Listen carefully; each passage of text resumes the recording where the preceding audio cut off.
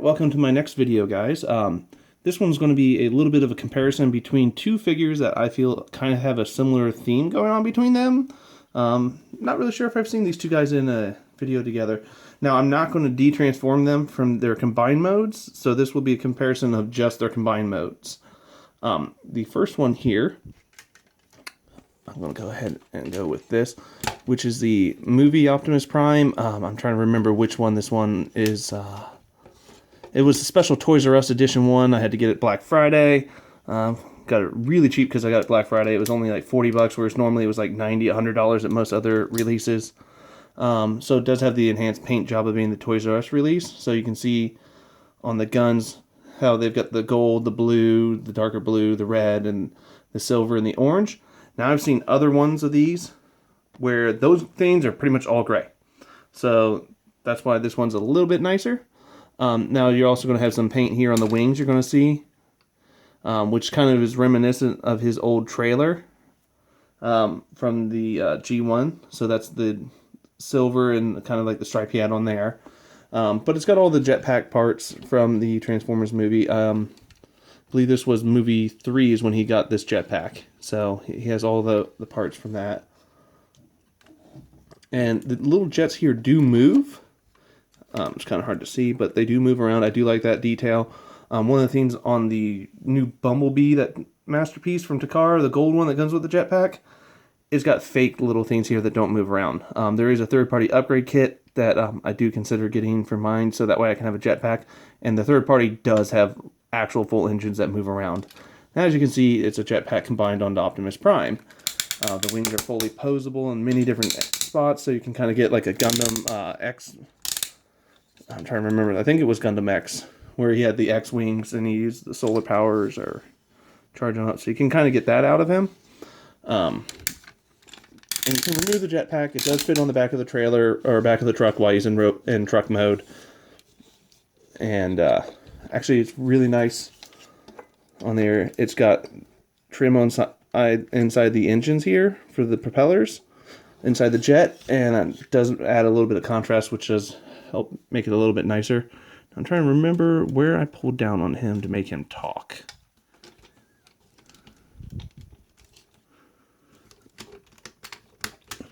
Alright, maybe I'm just forgetting how to make him talk.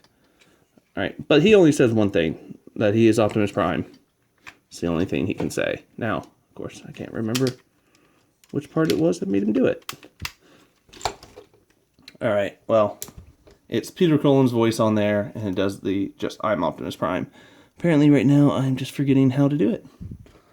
But this one does have a lot of different paint contrast. Now there is an Ultimate edition of this from the Chinese market or the Asian market, and an Asian exclusive, which has way more custom paint, like every little detail is painted. Like I said, this was the Black Friday release version from Toys R Us the other year. So I do enjoy this one. It is my favorite of the movie Optimus Primes. I've had the other ones. I haven't really liked them as much. I've gotten rid of most of them. This one here, it's a solid robot. Interesting design, and the wings make him pretty big. The guns are fun. Just a pretty good figure. Now, one thing to note is he does have plastic wheels, not rubber. Some people like rubber, but these are plasticky. They do kind of look like rubber with the way they're painted, but they're not. Now, that's it for him. And now the reason why I say these two are the same, similar things is because he is also a combined Optimus Prime, which makes this into Omega Prime, if I remember correctly, from the Robots in Disguise series. Now, quick history on that. He's actually a combination of Ultra Magnus and Optimus Prime. And in that series, they are Spark Brothers, which basically means they're twins.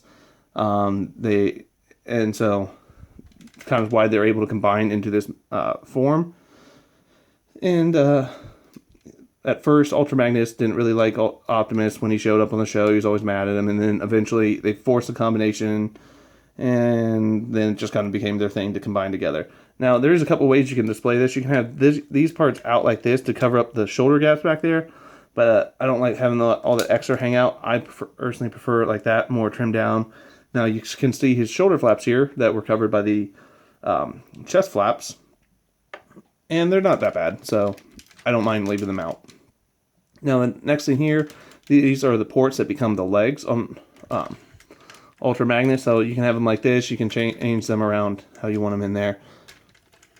And then the legs down here are Optimus Prime with the trailer pieces from Ultra Magnus here over top of them. Inside of here, if you lift this up, that's where you see the Robots in Disguise Optimus Prime cab portion of the fire truck that he was. So he kind of broke up into a little cab that wasn't a fully functional cab. And then he would combine normally with his trailer. But in this mode, he combines with Ultra Magnus. Now, this one does have very stable feet. It's got a little more tilt on them. So this one's fairly easy to stand. A lot of big figures, they just are difficult to stand due to the way either heavy on either top heavy, back heavy, front heavy, or however they're just unbalanced. This guy's surprisingly well balanced. He's got a lot on the front, but a lot in the back, and really big feet that can hold it all. A lot of times they try to get away with little tiny feet that can't support the weight of the figure. Now on the back here, he does kind of have his wings. These are the portions of Ultra Magnus' trailers that the cars drive up onto, the ramps and the top. Now you can break these open, or not break, but open them up, and that's what they become, the top of the trailer. But you keep them up like this, you put them in here, and then you do that. Now I remembered how to make him talk. And that's nothing like the voice on the show, just indicative of older toys not securing voice actors to actually voice the toys, and they just get some random person to do it. That was also true on the Star Wars toy that I reviewed with the Darth Vader, Anakin Skywalker quadcopter, or quad changer. Sorry, I got quadcopters on the brain. Now, there is a gun piece here that kind of matches the big guns from over here for him, where it's the two big barrels. Now, I have that put away somewhere else. I'm not going to get it out for this. It's really annoying to even... He can't hold it very well. It doesn't work. I personally do not like the thing, and so it's always put up. But it does plug into these portions here when it's in different modes to be a part of Ultra Magnus. Now, you can have these come down there, and you kind of have the missile turrets or guns on the shoulders that some Transformers do. Or you can have them back like this. It's really personal preference. Alright, so that's my comparison of these guys. Just one other quick point is, one of the things I do like on him is he's got the moving fingers.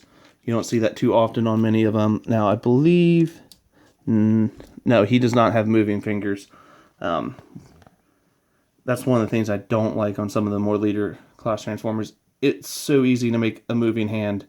It's ridiculous when they don't. It's just a couple hinges. That's it. Your hands are big enough on these figures. They should move. This guy should have moving hands. KFC Toys and other things make moving hands for him with individually opposable fingers. I just haven't ever picked any of them up. Alright, well, this was another one of my videos, and thank you guys. See you later.